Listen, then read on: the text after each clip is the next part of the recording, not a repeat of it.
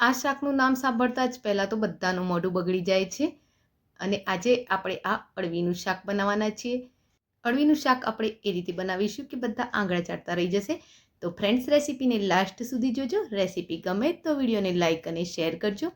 તો અળવીનું શાક બનાવવા માટે પહેલાં તો આપણે એને કુકરમાં લઈ લઈશું અને એમાં થોડુંક પાણી એડ કરીશું, એટલે કે અડધી વાટકી જેટલું આપણે એમાં પાણી એડ કરીશું. અને હાલ આમાં મીઠું કે કશું જ નાખવાનું નથી, બસ એની એક વિસલ વગાડી લઈશું. કુકરનું પ્રેશર જ્યારે નીકળી જાય ત્યારે આપણે એને બહાર કાઢી લઈશું અને એ ઠંડી થઈ જાય એટલે એની છાલ ઉતારીશું. પણ છાલ ઉતારતા પહેલાં આપણે હાથને તેલવાળો કરી લઈશું, જેથી કરી હાથ પર ખંજવાળ ન આવે. ત્યારબાદ જ આપણે અળવીની છાલ ઉતારીશું. તો ફ્રેન્ડ્સ, રેસીપીને આગળ જોઈએ તે પહેલાં એક રિક્વેસ્ટ છે. તમે મારી ચેનલ પર નવા છો અને હજુ સુધી મારી ચેનલને સબસ્ક્રાઈબ નથી કરી તો કરી લો. બાજુમાં આપેલા બેલ આઇકનના નિશાનને ટચ કરી ઓલના નિશાન ઉપર ક્લિક કરો, જેથી કરીને તમને મારા નવા વિડીયોની નોટિફિકેશન મળતી રહેશે.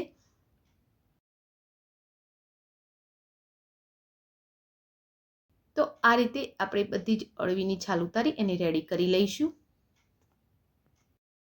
અળવી બહુ મોટી છે તો જે વધારે મોટી છે એના 2 ટુકડા કરી લઈશું. તો જે અળવી મોટી હતી એના મેં 2 પીસ રેડી કરી લીધા છે.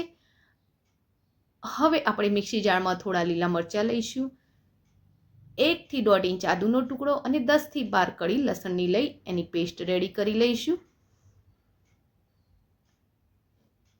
તો આ પેસ્ટને આપણે સાઈડ પર કરી લઈએ અને કડાઈમાં થોડું તેલ મૂકી દઈશું. તેલ ગરમ થાય એટલે અળવીને આપણે સાંતળી લેવાની છે. અળવી ખાવામાં આમ ચીકણી લાગે છે, એટલે આ રીતે એને તેલમાં સાંતળી લઈશું એટલે એની ચીકાશ ઓછી થઈ જશે. અળવી સહેજ સતળાય એટલે એમાં થોડીક હળદર અને સ્વાદ મુજબ મીઠું એડ કરીશું. તો અળવીના ભાગનું જ આપણે આમાં મીઠું એડ કરવાનું છે અને એને સતત હલાવતા રહી સાંતળી લઈશું.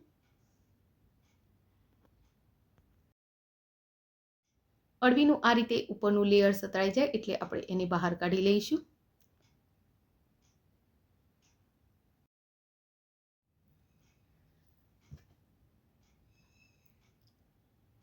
ત્યારબાદ બચેલા તેલમાં આપણે અડધી ચમચી જીરું એડ કરીશું અને ઝીણી સમારેલી ડુંગળી એડ કરી લઈશું. તો મેં અહીં 2 નંગ ડુંગળીને એકદમ ઝીણી સમારી એડ કરેલી છે. તો ડુંગળીને હવે બરોબર સાંતળી લઈશું, એટલે કે એનો કલર ચેન્જ થાય ત્યાં સુધી આપણે એને સાંતળી લઈશું. ડુંગળી સતળાય ત્યાં સુધી આપણે અડધી વાટકી દહીં લઈશું. એમાં 1 ચમચી ધાણાનો પાવડર, અડધી ચમચી ગરમ મસાલો, અડધી ચમચી લાલ તીખું મરચું, સ્વાદ મુજબ થોડુંક મીઠું એડ કરીશું, કારણ કે મીઠું આપણે અળવીને સાંતળતી વખતે પણ એડ કર્યું છે. અને હવે આ બધી જ વસ્તુને સારી રીતે હલાવી મિક્સ કરી લઈશું. મિક્સ કર્યા બાદ આને સાઈડ પર કરી લઈએ અને આપણે જે ડુંગળી સાંતળવા રાખી હતી એ પણ સરસ સતળાઈ ગઈ છે અને એનો કલર પણ એકદમ ચેન્જ થઈ ગયો છે. તો આપણે એમાં આદુ લસણ મરચાંની જે પેસ્ટ બનાવીને રાખી હતી એ એડ કરી લઈશું.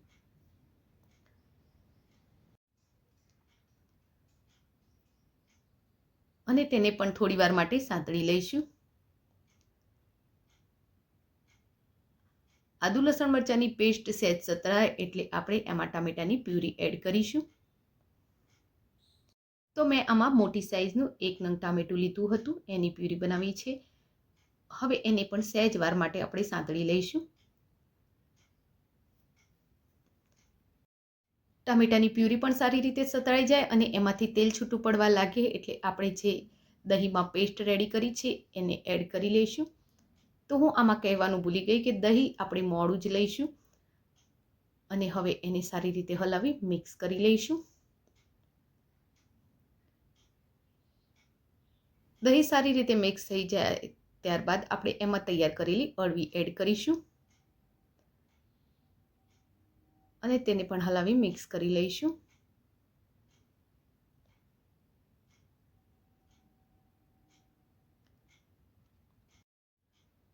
હવે આમાં બહુ નહીં પણ સહેજ પાણી એડ કરીશું. તો બહુ પાણી આમાં એડ નથી કરવાનું. અને જો તમને ગળ્યો ટેસ્ટ ગમતો હોય તો 1 ચમચી ખાંડ પણ એડ કરી શકો છો.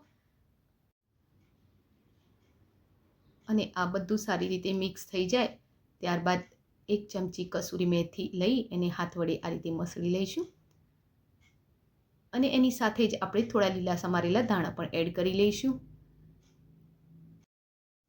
અને તેને હલાવી મિક્સ કરી લઈશું.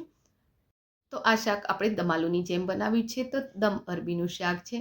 તો ફ્રેન્ડ્સ, આજની આ રેસીપી તમને કેવી લાગી એ કોમેન્ટ બોક્સમાં જરૂરથી લખજો.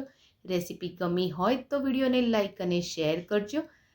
જો અરબીનું શાક ન ભાવતું હોય તો પણ આ રેસીપીથી એકવાર જરૂર ટ્રાય કરજો. Thank you for watching my video. જય શ્રી કૃષ્ણ.